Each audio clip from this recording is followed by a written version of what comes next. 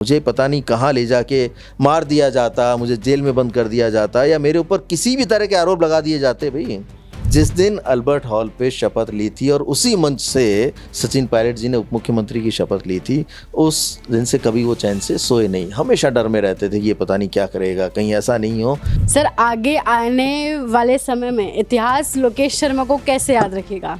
जयचंद या फिर विभीषण जैसी छवि के साथ, या फिर कोई आगे बहुत कुछ बड़ा लोकेश शर्मा जी करने वाला? हाँ, अगर उस वक्त मैं कुछ भी बोलता या सच बताने का प्रयास करता या अपनी आवाज़ उठाने का प्रयास करता, निश्चित तौर पर आज मैं आपके साथ बैठकर इस तरीके से चर्चा नहीं कर रहा होता। राजस्थान के आने वाले भविष्य में अशोक गहलोत का कोई 2.0 वर्जन आएगा या किसी को आप देखते हो ऐसी छवि में? अच्छा सर, इतने गहलोत जी के करीबी अभी तक जेल पहुंच चुके हैं, कभी आपको भी डर नहीं लगा? आपको लगा ऐसा कि अब मेरी भी बारी गहलोत जी लगा ही देंगे एक बार?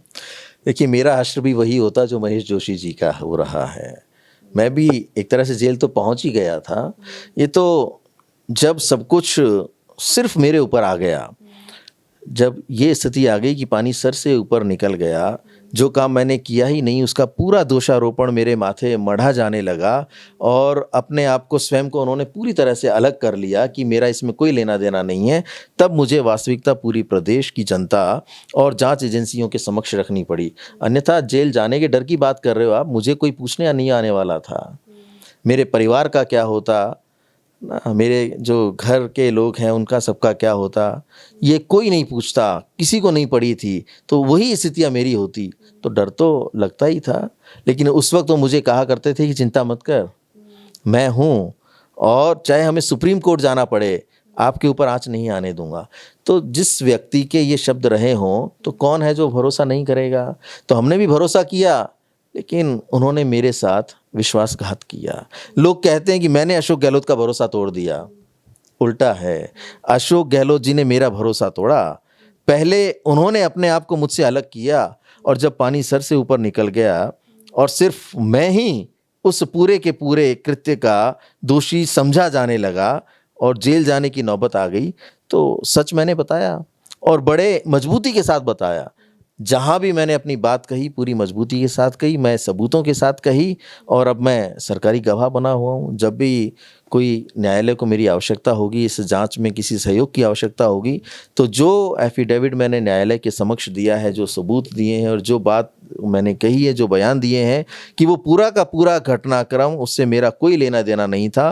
फ़ोन टेपिंग अगर करवाई या की तो स्वयं तत्कालीन मुख्यमंत्री अशोक गहलोत ने करवाई, अपने राजनीतिक फ़ायदे के लिए करवाई और उन्होंने उसे इल्लीगल तरीके से करवाया। लीगल तरीके से करवाया होता तो ये मामला ही नहीं बनता ना। सर, उसकी कुछ इलीगल चीज़ें आप हमसे शेयर करना चाहें? इलीगलिटी यही थी कि किसी भी टेलीफोनिक कन्वर्सेशन को या सर्विलांस को जब आप लेते हैं, सर्विलांस पे लेते हैं किसी भी फ़ोन को, किसी व्यक्ति के फ़ोन को, तो उसके लिए बहुत सारे लीगल एस्पेक्ट या फॉर्मेलिटीज़ को पूरी करना होता है। गृह विभाग का उसके अंदर इंटरफेरेंस रहता है। जो इंटेलिजेंस डिपार्टमेंट है उन लोगों की उसमें सहमति होती है। तो जो सिग्नेचर अथॉरिटी होते हैं वो गृह मंत्री होते हैं, जो सेक्रेटरी होम है वो होते हैं, डीजीपी होते हैं, इन तमाम लोगों को जानकारी होती है। तो ऐसी कोई फॉर्मेलिटी नहीं की गई थी, यानी लीगल तरीके से तमाम राजनीतिक लोगों के फ़ोन्स को सर्विलांस पे नहीं लिया गया था, उनका इंटरसेप्शन इलीगल तरीके से किया गया। तभी तो मुझे पेन ड्राइव दी थी। अगर लीगल किया होता तो वो पेन ड्राइव मुझे नहीं देते और सीधे कोर्ट में देते। और ये किया जाता है, ऐसा नहीं है कि इंटरसेप्शन नहीं होते हैं। बहुत जब ऐसी घटनाएं होती हैं, हमारे इंटेलिजेंस ब्यूरो को कोई ऐसी सूचना मिलती है कि प्रदेश में किसी तरीके की घटना घटित हो सकती है या ये कुछ लोग हैं जो प्रदेश में आतंक फैला सकते हैं, असामाजिक गतिविधियों को आगे कारित कर सकते हैं, ऐसे लोग जो उनके रडार पे होते हैं, ऐसे लोगों के फ़ोन्स को इंटरसेप्ट किया जाता है, लीगल तरीके से किया जाता है, उस सबकी फॉर्मेलिटी होती है। और इंटरसेप्शन के बाद भी ऐसा नहीं है कि जो भी उनके कन्वर्सेशन हुए हैं उसको कोई मीडिया के माध्यम से वायरल कर दे। वो सारे के सारे सबूतों के लिए किए जाते हैं और माननीय न्यायालय के समक्ष प्रस्तुत किए जाते हैं कि ये देखिए ये व्यक्ति हैं और इनके खिलाफ हमें ये एक्शन लेना है या हमें परमिशन दीजिए। वो सबूत के तौर पर रखे जाते हैं। तो ये कई तरह के एक्ट्स का उल्लंघन होता है, जिसमें आपने किसी व्यक्ति के फ़ोन को इंटरसेप्ट किया, इलीगल तरीके से किया और उसके बाद उसे वायरल करवाया। आपने ही तो मुझे दिया था कि आप लो इमीडिएटली, और ये जो भी इसमें कन्वर्सेशन है उसे पूरी मीडिया को सर्कुलेट करो। तो ये जो सारा का सारा इलीगल काम था वो उन्होंने स्वयं ने करवाया। अच्छा सर, अभी इतना कुछ जो भी हुआ उसके बाद आपको कभी भी कांग्रेसी नेता कहीं पे मिलते तो आप उनको फेस कर पाते हैं? मतलब कैसा वो पॉइंट कैसा होता है जब आप कांग्रेस के नेताओं से मिलते हैं तो? मैं कांग्रेसी था, कांग्रेसी हूँ और कांग्रेसी रहूँगा। गहलोत गुट के लोगों से आप मिलते हैं तो? मेरी किसी से कोई व्यक्तिगत ना तो नाराज़गी कभी थी, और गहलोत जी भी मेरे आदरणीय रहे, आज भी आदरणीय हैं। जो परेशानियां हुई, जो भी कहते हैं कि मतभेद हुए, वो उस विषय पे हुए कि जो काम उन्होंने मुझे सौंपा, भाई मैं तो उनका ओएसडी था, मुझे एक काम करने के लिए जिम्मेदारी दी, मुझे डायरेक्शंस दिए कि आपको ये करना है, मैंने वो किए, मैंने उनके आदेशों की पालना की, और उसके बाद उन्होंने मुझे अपने आप से अलग कर दिया और सारा का सारा दोष मेरे ऊपर मंड दिया। तो ये घटनाक्रम था जिसकी वजह से बाकी की सारी चीज़ें हुई। तमाम कांग्रेस के नेताओं से मेरी मुलाकात होती है, बात होती है। तो जो आपने एक शब्द काम में लिया कि फेस कर पाते हैं, अरे भाई मैंने कौन सा अपराध किया जो मैं फेस नहीं कर पाऊंगा? आपको उनसे कोई हेट्रेड मिलता है, like they treat you something in other way, ऐसा? नहीं, वो बड़े खुश होते हैं। देखिए, बड़ी इंटरनल बात आपको बता रहा हूँ कि जयपुर से लेकर दिल्ली तक के कांग्रेस के बड़े नेता जिनसे मेरी बातचीत होती है बड़े खुश होते हैं, और कईयों ने उस पूरे घटनाक्रम के बाद जो यहाँ विधायक भी रहे, मंत्री भी रहे, उन लोगों के मेरे पास फ़ोन कॉल्स आए कि यार हम भी बड़े प्रताड़ित थे, लेकिन कभी हिम्मत नहीं जुटा पाए कि हम इस तरीके से किसी बात को सामने आकर कह सकें। आपने बहुत अच्छा काम किया है, हम सब आपके साथ हैं। तो लोग बड़े खुश होते हैं कि हम जो नहीं कर पाए वो आपने मैं सबूतों के, क्योंकि ये व्यक्ति राजस्थान में पिछले 40 साल से कांग्रेस को अपनी बपोती समझ के बैठा हुआ है, किसी को आगे नहीं बढ़ने देता। तो उनके लिए खुशी की बात है कि किसी एक व्यक्ति ने आकर सबके सामने उस सच्चाई को व्यक्त किया है जो आज तक छुपी हुई थी, जो उनका दोहरा चरित्र था, जो जनता के सामने नहीं आता था। वो मैंने छोटा सा प्रयास किया, और आज आप देखिए जो कुछ भी मैंने कहा पिछले 1.5 साल में सब कुछ होता हुआ नज़र आ रहा है ना।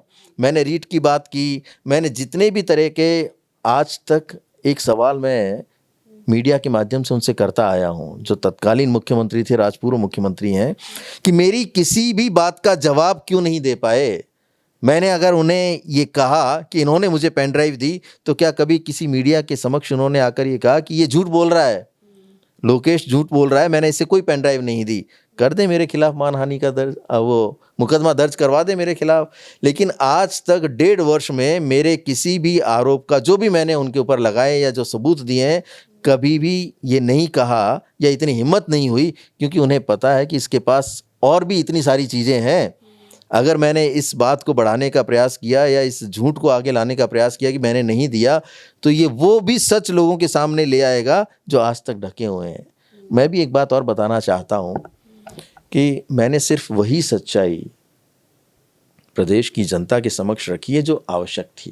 अच्छा, ये बहुत कुछ छुपा हुआ है। इतना सब कुछ मेरे पास है क्योंकि मैं बहुत लंबे समय तक उनके साथ रहा। उन्होंने मुझसे क्या क्या करवाया, कौन कौन से ऐसे काम करवाए जो अगर बाहर आते हैं तो उनकी पिछले 40 साल की राजनीतिक छवि की जो धुलाई होगी वो खुद इस बात को समझते हैं। इसलिए उन्होंने मौन धारण किया हुआ है कि इसके किसी भी आरोप का चाहे कोई मीडिया कितना भी पूछें, वो हाथ जोड़कर आगे निकल जाते हैं। क्यों नहीं कहते?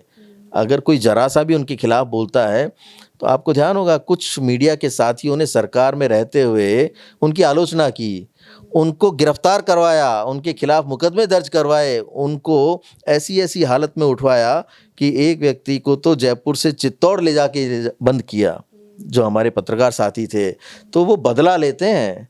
अगर कोई उनको उनके खिलाफ बोलने का प्रयास करे या जिससे उनको ये नुकसान होने की संभावना महसूस हो, तो वो उसको छोड़ते नहीं है, बख्शते नहीं है। राजस्थान में तो बहुत बड़े उदाहरण हैं। अच्छा सर, पत्रकारों को भी पॉइंट, देना जी जैसा उदाहरण है, पंडित नवल किशोर शर्मा जी, शीशराम ओला जी, ऐसे ऐसे उदाहरण राजस्थान में हैं।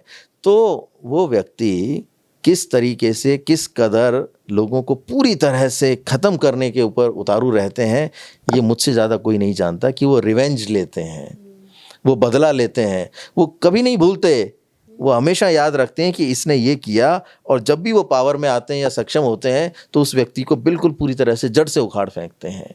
मुझसे कई लोग सोशल मीडिया पे ये सवाल करते हैं कि आपने ओएसडी रहते हुए ये सब कुछ क्यों नहीं खुलासे किए।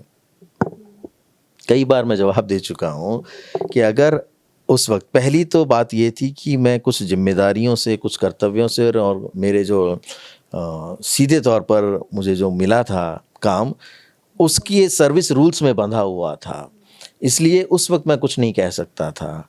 जब मैंने त्यागपत्र दे दिया, सरकार नहीं रही, तब मैंने सारे खुलासे किए। और 1% अगर मैं उस वक्त हिम्मत भी करता तो मेरे और मेरे परिवार का पता भी नहीं लगता। सरकार इनकी थी, मुख्यमंत्री स्वयं थे, गृह मंत्री स्वयं थे, पुलिस, एसओजी, एसीबी, तमाम तरह की एजेंसियां इनके अधीन काम कर रही थी उस वक्त। तो मेरा क्या हश्र होता, कोई मुझे ढूंढ भी पाता क्या? तो मैं कैसे ये सब कुछ कर सकता था? आज मुझे पता है कि ये कुछ नहीं कर सकते, इसलिए सारी चीज़ें, और दूसरा सारा का सारा दोष मेरे सर पर मढ़ दिया, तो ज़रूरी हो गया अपने बचाव के लिए तो मुझे आगे आना ही पड़ेगा ना। जब मैं खुद ही पूरी तरीके से जेल जाने की स्थिति हो जाएगी या मेरे ऊपर इतना बड़ा आरोप लोग ज़बरदस्ती लगाना चाहेंगे, तो कहीं ना कहीं अपने बचाव के लिए तो मुझे ये सब कुछ करना पड़ा। और यही कारण रहा कि मैंने सच पूरे प्रदेश की जनता के साथ साथ जांच एजेंसियों को भी बताया। यानी अगर आप उस वक्त सच नहीं बताते तो आज लोकेश शर्मा 100% या तो लोग जानते नहीं कि लोकेश शर्मा है कौन, या फिर लोकेश शर्मा आज सलाखों के पीछे होते। हाँ, अगर उस वक्त मैं कुछ भी बोलता या सच बताने का प्रयास करता या अपनी आवाज़ उठाने का प्रयास करता, निश्चित तौर पर आज मैं आपके साथ बैठकर इस तरीके से चर्चा नहीं कर रहा होता और लोगों को ये पता तक नहीं लगता कि एक व्यक्ति और उसके परिवार का क्या हश्र होगा। अच्छा, आप अभी एक बात और कह रहे थे सर, पत्रकारों को भी टारगेट कर लेते हैं गहलोत जी। अगर कोई पत्रकार उनके खिलाफ बोल रहा है तो उसे भी टारगेट। मैं नाम बताता हूँ ना आपको, महेश झालानी जी जिनका मैंने जिक्र किया, उनको जयपुर से बिना चप्पलों के उठा के चित्तौड़ में ले जाके बंद किया, क्योंकि उन्होंने भी कुछ जगह उनकी आलोचनाएं की जो उन्हें पसंद नहीं आई होंगी।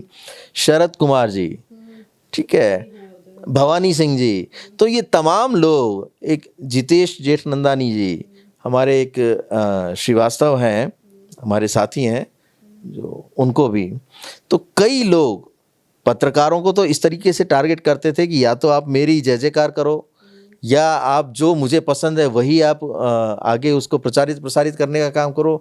मैं आलोचना बर्दाश्त नहीं करूँगा। मेरे लिए अगर किसी ने सच लिखा और तथ्यों के साथ लिखा तो वो उनसे बदला लेने के लिए किसी भी तरह के, किसी भी हद तक पहुंच जाते थे और तरह तरह की कार्रवाई भी उन्होंने की। विवेक श्रीवास्तव जी, जो मैं उनका नाम अभी आपके सामने ले रहा था, उनके ऊपर भी मुकदमे दर्ज किए। तो ये तमाम उदाहरण हैं कि उन्होंने लोकतंत्र के चौथे स्तंभ को भी नहीं बख्शा। तो मैं तो फिर उनके अधीन काम कर रहा था, मैं तो उनका ओएसडी था और वो कर चुके थे, वो मेरे साथ भी इस घटना को अंजाम दे चुके थे। पता नहीं आपको जानकारी है या नहीं कि जब ये सारा घटनाक्रम हुआ तो उन्हें ये डर लगा रहता था कि हो सकता है इसके पास कुछ सबूत हों, जो कुछ भी मैंने इसे पेन ड्राइव दिया है या जो भी इसने उस पूरे एक्ट को किया था, तो वो बार बार मुझसे पूछते थे कि तेरे पास कुछ है क्या, तेरे पास कुछ है क्या। मैं उन्हें मना कर देता था, ठीक है। एक मैंने ऑडियो भी एक बार जब प्रेस कॉन्फ्रेंस की थी तो सभी लोगों को सुनाया था कि वो किस तरह से मुझे निर्देश दे रहे हैं कि वो फ़ोन को डिस्ट्रॉय कर दो, वो लैपटॉप मुझे दे दो या किसी और राज्य में भिजवा दो। तो उन्होंने बहुत प्रयास किए, लेकिन फिर भी उन्हें कहीं ना कहीं ये लग रहा था कि हो सकता है इसके पास कुछ हो। तो मेरे इस कार्यालय में जहाँ उनके लिए काम होता था, उन्होंने एसओजी की रेड डलवाई थी।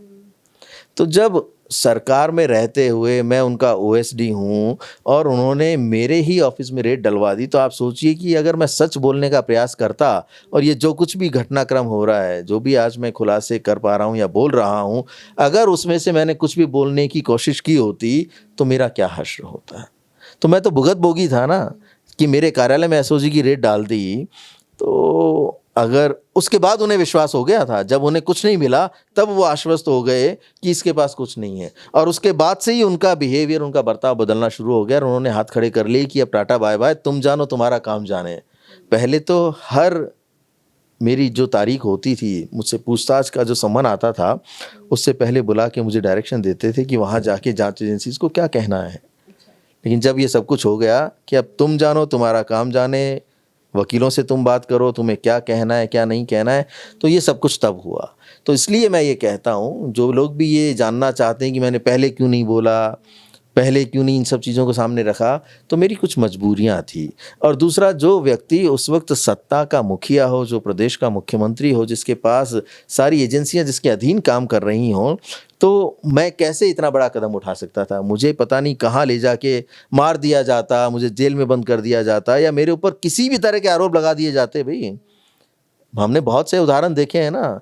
जिसको भी आपको बदला लेना है, आपकी पुलिस से आप उसका किस तरीके से दुरुपयोग करते हुए उसके ऊपर आप आरोप लगा के उसको उठा लेते हैं, उसको बिठा देते हैं। तो उन सब चीज़ों को ध्यान में रखते हुए जब सही मौका आया, सही समय आया, तो उनकी सच्चाई प्रदेश की जनता के समक्ष रख दी मैंने। जैसे पहली सरकार में हुआ जो हुआ, अभी भी सरकारी सिस्टम भजनलाल शर्मा की जो सरकार है राजस्थान में, वो भी ऐसा कुछ तरीके से काम कर रही है या फिर कैसा चल रहा है, उस पर कैसे? देखिए, 1.5 साल हो गए हैं सरकार को, लेकिन मुख्यमंत्री जी और सरकार वो डिलीवर नहीं कर पा रही है जिसके वादे उन्होंने प्रदेश की जनता के साथ किए। जो उन्होंने सरकार में आने से पहले बड़े बड़े होर्डिंग लगाए थे, नारे लगाए थे कि नहीं सहेगा राजस्थान। राजस्थान की हालत आप देख रहे हैं कि रोज़ाना कोई भी अखबार नहीं ऐसा होगा, कोई भी ऐसी खबर नहीं होगी जहां महिलाओं के साथ दुष्कर्म नहीं हो रहे हों। सर, मेरा एकदम अंतिम सवाल इस चर्चा का, हम बड़ा लंबा जा रहे हैं सर, आगे आने वाले समय में इतिहास लोकेश शर्मा को कैसे याद रखेगा? जयचंद या फिर विभीषण जैसी छवि के साथ, या फिर कोई आगे बहुत कुछ बड़ा लोकेश शर्मा जी करने वाले हैं? देखिए, ये तो लोगों के अपने अपनी सोच होती है। अगर कोई व्यक्ति सच बोलता है या वास्तविकता सबके समक्ष रखता है, तथ्यों के साथ रखता है, तो कुछ लोग जो उस खेमे के होते हैं या जो उनके आसपास के होते हैं, जिन्हें लगता है कि अगर इन्हें नुकसान हुआ तो हम तो परजीवी हैं, इन्हीं के ऊपर पल रहे हैं, तो हमारा कैसे आगे जीवन यापन होगा। ऐसे लोगों की नज़र में ऐसे शब्द जो आपने उपयोग में लिए, वही ऐसे शब्दों का प्रयोग करते हैं। अन्यथा सच तो सच ही रहता है। आज मैं इतना सीना चौड़ा करके बड़ी मजबूती के साथ ठोक के ये कहता हूँ कि उन्होंने ये सब कुछ किया, तो मेरा सच है ना, इसीलिए तो इतनी हिम्मत कर पाता हूँ। दूसरी सबसे बड़ी बात कि अगर मैं भी भ्रष्टाचार में शामिल रहा होता, मैंने भी उन 5 सालों में जब सरकार थी, क्योंकि मैं तो उस जगह था, प्रदेश के मुख्यमंत्री के साथ ओएसडी के रूप में काम कर रहा, जहाँ हर चीज़ मेरी नज़र से होके निकलती थी, तो मेरी भी बड़ी बड़ी इंडस्ट्रीज़ होनी चाहिए थी। मैंने भी बहुत सारे ज़मीनें इकट्ठी कर लेनी चाहिए थी, कई होटलें होती, रिसॉर्ट होते।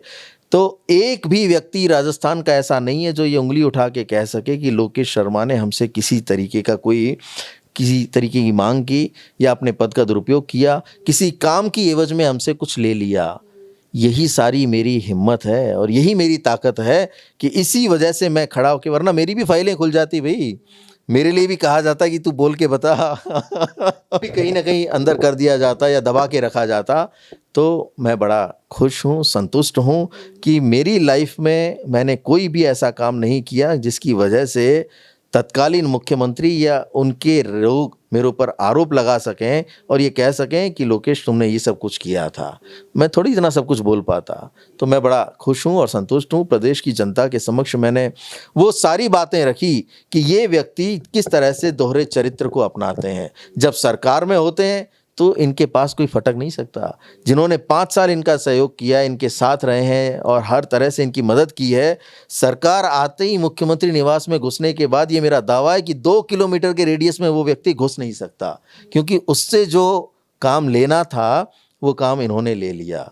ये सिर्फ यूज़ एंड थ्रो करने वाले व्यक्ति हैं। जब जिससे काम है उसे अपने साथ बिल्कुल अपना बना के जोड़ लेते हैं, और जिस दिन उससे काम निकला उसके बाद वो व्यक्ति कहीं नज़र नहीं आता। ये इनका एक चरित्र है। इतना राजनीतिक अनुभव रखते हैं, लोगों के बीच रहे हैं, अभी भी आप वर्तमान चीज़ें देख रहे हैं, आपको लगता है राजस्थान के आने वाले भविष्य में अशोक गहलोत का कोई 2.0 वर्जन आएगा, या किसी को आप देखते हो ऐसी छवि में? ऐसा कोई वर्जन राजस्थान में अब नहीं आने वाला। देखिए, राजस्थान बहुत संभावनाओं वाला प्रदेश है और यहाँ हमारे युवा जो साथी हैं, नौजवान साथी हैं, उनकी क्षमताओं में भी कोई कमी नहीं है। बहुत से स्किल्ड लोग हैं। हमारी खुद की पार्टी में भी बहुत क्षमतावान और कहते हैं ना कि मजबूत लोग हैं, लेकिन उन्हें कभी अवसर नहीं मिला आगे बढ़ने का, आगे आने का। तो मुझे लगता है कि अब कांग्रेस इस दिशा में ध्यान देगी और जो क्षमतावान नौजवान साथी हैं उन्हें आगे लाने का प्रयास करेगी। और जब ऐसे लोगों को हम आगे बढ़ाएंगे, उनका साथ देंगे, तो निश्चित तौर पर कांग्रेस मजबूत होगी और वापस हम सरकार में आएंगे। सर आप क्या सोचते हैं, अभी हाल ही में एक चर्चा बहुत ज़्यादा चल रही है कि मुख्यमंत्री के कांग्रेस में 3 चेहरे हो गए हैं। गहलोत साहब तो रहते ही हमेशा रेस में, पायलट साहब हैं और डोटासरा जी भी इन दिनों बड़ा बहुचर्चित हो रहे हैं। तो आपको इस चीज़ पे आप क्या सोचते हैं? देखिए, जब पिछला कार्यकाल था उस वक्त 2 ही चेहरों का नाम लिया जाता था, अशोक गहलोत और सचिन पायलट जी। उससे पहले कार्यकाल की भी मैं आपको थोड़ी सी याद दिलाना चाहता हूँ, हो सकता है आपको जानकारी हो या ना हो। जब अशोक गहलोत जी का दूसरा कार्यकाल था, तब भी ऐसी घटनाएं होती थी। उस वक्त जो हमारे सीपी जोशी जी थे, उनके साथ उनके नेतृत्व में लगभग 12-13 विधायक हमेशा दिल्ली के आसपास ही रहा करते थे और दिल्ली पहुंचते। जब भी वो दिल्ली जाते थे बड़े घबरा जाते थे अशोक जी, यार ये फिर चले गए मुझे हटवाने की मुहिम में, मुझे पता नहीं कब हटा दिया जाएगा, कब हटा दिया जाएगा। तो ये वो व्यक्ति हैं जो हमेशा इस डर में रहे हैं कि मुझे बदल देंगे, मुझे हटा देंगे। पिछला ये जो कार्यकाल रहा अभी 18 से 23 वाला, इसमें तो उन्हें एक दिन भी चैन से नींद नहीं आई। रात को ये लगता था कहीं ऐसा नहीं हो कि सुबह सचिन पायलट को मुख्यमंत्री बना दें, इतने भय में रहते थे। और ये पहले दिन से था जिस दिन अल्बर्ट हॉल पे शपथ ली थी और उसी मंच से सचिन पायलट जी ने उप मुख्यमंत्री की शपथ ली थी। उस दिन से कभी वो चैन से सोए नहीं, हमेशा डर में रहते थे कि ये पता नहीं क्या करेगा, कहीं ऐसा नहीं हो कि इसे बना दें, मुझे हटा दें। तो उसी जुगत में लगे रहते थे कि कैसे बने रहना है, कैसे बने रहना है।